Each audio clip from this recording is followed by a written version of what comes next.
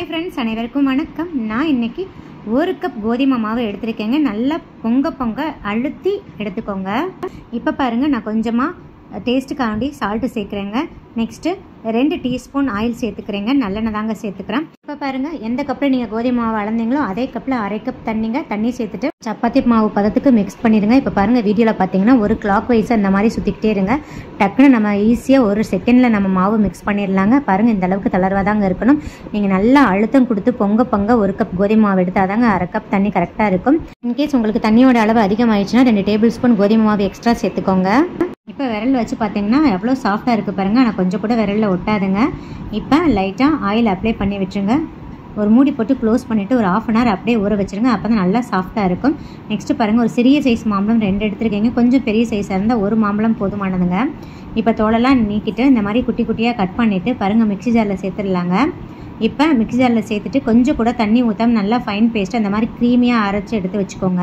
Next இந்த மாதிரி ஒரு ஹெவி பாட்டம் கடாய் அல்லது நான்ஸ்டிக் கடாய் எடுத்துக்கோங்க நான் இதில் 1 டீஸ்பூன் நெய் சேர்த்துக்கிறேங்க இப்போ நான் 1 கப் தேங்காய் துருவல் சேர்த்துக்கிறேங்க தேங்காய் துருவல் வந்து நல்லா பச்சை தேங்காயா இருக்கணுங்க இப்போ ஃப்ளேமை வந்து மீடியமில் வச்சுட்டு தேங்காயோட மணம் வர்ற அளவுக்கு நல்லா மிக்ஸ் பண்ணி கொடுத்துருங்க அந்த நெய்யெல்லாம் தேங்காய் வந்து நல்லா அப்சர்வ் பண்ணிவிட்டு நல்லா மணம் வருங்க ஒரு 2 நிமிஷத்துக்கு நல்லா வதக்கி விட்டுருங்க இப்போ பாருங்கள் நம்ம அரைச்சி வச்சுருந்தேன் 1/2 கப் மாம்பழ விழுதை சேர்த்துடலாங்க சேர்த்துட்டு நல்லா ஒரு 2 நிமிஷத்துக்கு ஃப்ளேமை வந்து மீடியமில் வச்சுட்டு நல்லா வதக்கி கொடுத்துக்கிட்டே இருங்க நெக்ஸ்ட்டு பாருங்கள் நான் 1 கப் நாட்டு சக்கரை சேர்த்துக்கிறேங்க எந்த கப்பில் நீங்கள் மாம்பழ விழுதை அளந்து எடுத்தீங்களோ அதே கப்பில் 1 கப் தேங்காய் துருவல் 1 கப் நாட்டு சக்கரைங்க இந்த பூரணம் நல்லா தித்திப்பாக இருந்தால் தாங்க நல்லா டேஸ்ட்டாக இருக்கும் நாம் எடுக்கிற மாம்பழமும் நல்லா தித்திப்பாக இருக்கணுங்க அதுக்கு தகுந்த மாதிரி நீங்கள் நாட்டு சக்கரையை சேர்த்துக்கோங்க உங்களுக்கு நீங்கள் எடுக்கிற மாம்பழம் வந்து கொஞ்சம் புளிப்பு சுவை அதிகமாக இருந்துச்சுன்னா நீங்கள் 2 கப் கூட நாட்டு சக்கரை சேர்த்துக்கலாங்க ஆனால் கம்மியாக மட்டும் சேர்த்துக்கிறாதீங்க இன்னும் நல்லா இருக்காது ஸோ தித்திப்பு அதிகமாக இருந்தால் தான் நல்லாயிருக்கும் இப்போ பாருங்கள்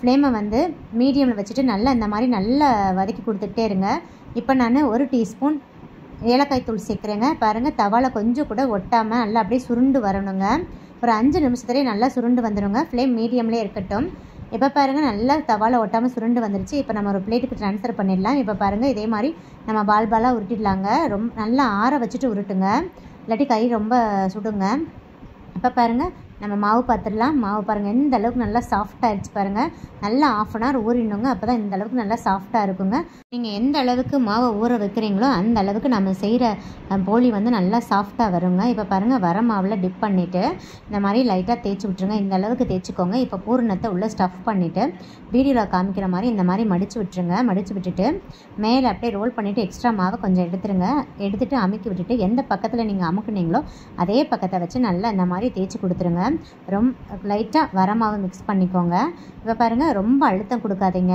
ரொம்ப அழுத்தம் கொடுத்தீங்கன்னா அந்த ஸ்டஃபிங்லாம் வெளியே வந்துடும் அதனால் ஜென்டிலாக இந்த மாதிரி லைட்டாக அப்படியே தேய்ச்சி கொடுத்துருங்க பாருங்கள் உங்களால் எந்த அளவுக்கு தேய்க்க முடியுமோ அந்த அளவுக்கு தேய்ச்சிக்கோங்க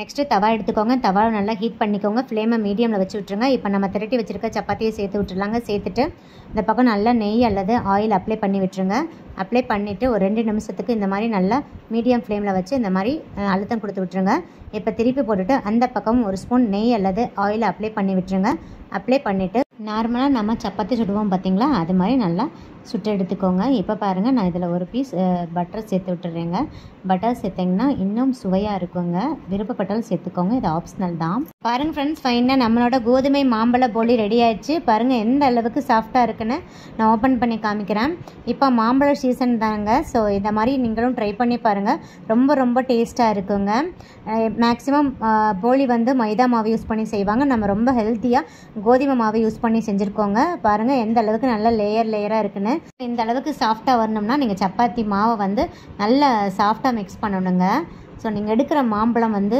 தித்திப்புக்கு தகுந்த மாதிரி நீங்கள் நாட்டு சக்கரை ஆட் பண்ணிக்கோங்க ஏன்னா தித்திப்பு அதிகமாக இருந்தால் தாங்க இந்த பொடி நல்லா டேஸ்ட்டாக இருக்கும் ஸோ நீங்களும் கண்டிப்பாக செஞ்சு பார்த்துட்டு எப்படி இருக்குன்னு உங்கள் ஃபீட்பேக் கொடுங்க கண்டிப்பாக நீங்கள் இந்த மாதிரி மாம்பழம் போலி வந்து சாப்பிட்ருக்க மாட்டீங்க ஸோ இந்த சீசனில் வந்து நீங்களும் ட்ரை பண்ணி பாருங்கள் இந்த ரெசிபி செய்கிறதுக்கு ஃபஸ்ட்டு பாருங்கள் நான் 1 கப் இட்லி மாவு எடுத்து வச்சுருக்கேங்க இட்லி மாவு ரொம்ப கெட்டியாக இருக்கிறதுனால கொஞ்சமாக 1/4 கிளாஸ் தண்ணி ஊற்றிட்டு கொஞ்சமாக லைட்டாக உப்பு சேர்த்துட்டு நல்லா மிக்ஸ் பண்ணி கொடுத்துக்கிறேங்க. இட்லி மாவு ரொம்ப கெட்டியாக இருக்கக்கூடாது. ரொம்ப கெட்டியாக இருந்துச்சுன்னா நம்ம செய்கிற ரெசிபி வந்து ரொம்ப ஹார்டாக இருக்குங்க. ரொம்ப தண்ணியாக இருந்துச்சுன்னா அதிக அளவு எண்ணெய் குடிக்கும். ஸோ அதனால் இந்த மாதிரி கரெக்டான கன்சிஸ்டன்சியில் இருக்கிற மாதிரி பார்த்துக்கோங்க. அப்போ தான் பஞ்சு போல் சாஃப்டாக மெத்து இருக்குங்க. இப்போ இதை ஒரு ஓரமாக வச்சுருங்க. நெக்ஸ்ட் பாருங்க, நான் ஒரு மீடியம் சைஸ் உருளைக்கிழங்கு எடுத்து அதை 2 கட் பண்ணிட்டு 1/2 டீஸ்பூன் சால்ட் சேர்த்து கொஞ்சமாக தண்ணி ஊற்றி குக்கரில் வந்து 2 விசில் விட்டு எடுத்துருக்கீங்க. மீடியம் ஃப்ளேமில் வச்சு 2 விசில் விட்டு எடுத்தால் போதுங்க. எடுத்துட்டு அதை தோலெல்லாம் நீக்கிட்டு இந்த மாதிரி நல்லா ஸ்மாஷ் பண்ணி வச்சுக்கோங்க, கட்டிகளே இல்லாமல். 2 விசிலுக்கு மேலே விட்டிங்கன்னா ரொம்ப குழஞ்சிருங்க. ரொம்ப குழைவாக இருந்துச்சுன்னா நம்மளால் உருண்டை பிடிக்க முடியாது. அதனால் ஒரு 2 விசில் விட்டு எடுத்துக்கோங்க. அதில் மட்டும் கவனமாக இருந்துக்கோங்க. நெக்ஸ்ட்டு கடாய் எடுத்துக்கோங்க. 2 டீஸ்பூன் ஆயில் சேர்த்துக்கோங்க. ஸ்டவ் ஆன் பண்ணிவிட்டு எண்ணெயை நல்லா காய வச்சுக்கோங்க. எண்ணெய் காயவும் ஃப்ளேமை மீடியம் வச்சுக்கோங்க. 1/4 டீஸ்பூன் கடுகு, 1 டீஸ்பூன் கடலைப்பருப்பு, 1/2 டீஸ்பூன் உளுந்தம்பருப்பு. கடுகு வெடித்து கடலைப்பருப்பும் உளுந்தம்பருப்பும் நல்லா சிவந்து வரட்டும்.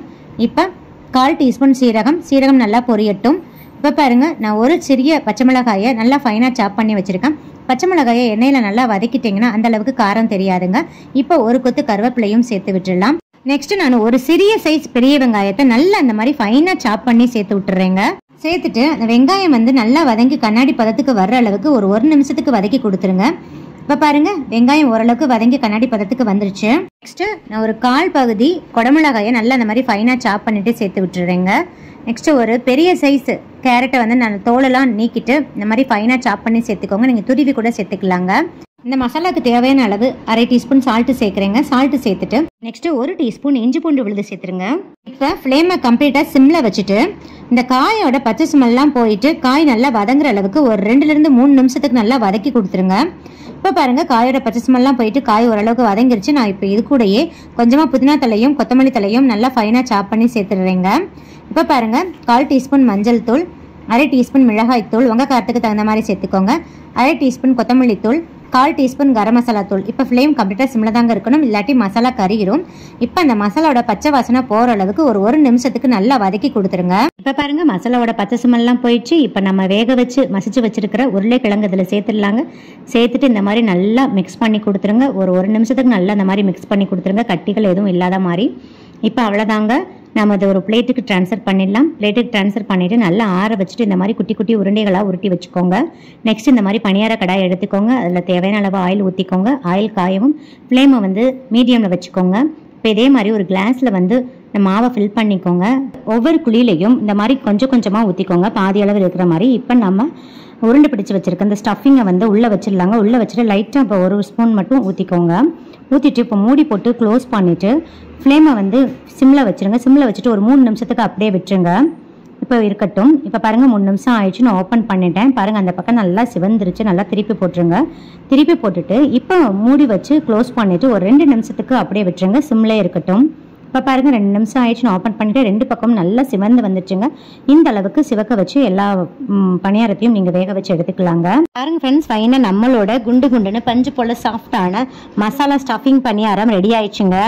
எப்பயுமே பணியாரம் ஒரே மாதிரி செய்யாமல் இந்த மாதிரி ஒரு டைம் அது ட்ரை பண்ணி பாருங்கள். நீங்கள் கண்டிப்பாக இந்த மாதிரி ட்ரை பண்ணி பார்த்துருக்க மாட்டீங்க. ரொம்ப ரொம்ப சிம்பிளாக ஈஸியாக செஞ்சிடலாங்க. ரொம்ப டேஸ்ட்டாக இருக்கும். நல்லா வெளியே கிறிஸ்பியாக இருக்குங்க. அதுவும் இல்லாமல் இதில் நிறைய வெஜிடபிள்ஸ் சேர்த்துருக்கும். அதுவும் இல்லாமல் குழந்தைங்களுக்கு ரொம்ப ரொம்ப பிடிச்ச உருளைக்கிழங்கும் இதில் சேர்த்துருக்கிறதுனால ரொம்ப விரும்பி சாப்பிடுவாங்க. அந்த அளவுக்கு நல்லா கமகமன்னு வாசனையாகவும் ரொம்ப டேஸ்ட்டாகவும் இருக்குங்க. ஸோ கண்டிப்பாக மிஸ் பண்ணாமல் இந்த ரெசிபியை குழந்தைங்களுக்கு செய்து கொடுங்க. இதுக்கு வந்து சைட் டிஷ் எதுவும் தேவைப்படாதுங்க. அப்படியே உங்களுக்கு தொட்டுக்க தேவைப்பட்டால் நீங்கள் கார சட்னி கூட ஷேவ் பண்ணிக்கலாங்க. நான் இன்னைக்கு உளுந்து சட்னி செஞ்சுருக்கேங்க. இந்த வீடியோ உங்களுக்கு மிகவும் பயனுள்ளதாக இருக்கும்னு நினைக்கிறேங்க. இந்த வீடியோ பிடிச்சிருந்தா லைக், ஷேர், கமெண்ட் பண்ணுங்கள். மறக்காமல் சப்ஸ்கிரைப் பண்ணுங்க. பக்கத்தில் இருக்கிற பெல் ஐக்கானையும் கிளிக் பண்ண மறந்துடாதீங்க. உங்கள் ஃப்ரெண்ட்ஸ் அண்ட் ரிலேட்டிவ்ஸ் கூட நிறைய ஷேர் பண்ணிக்கோங்க. சுவை அறிந்திட சுவைத்து பாருங்கள். நன்றி, வணக்கம்.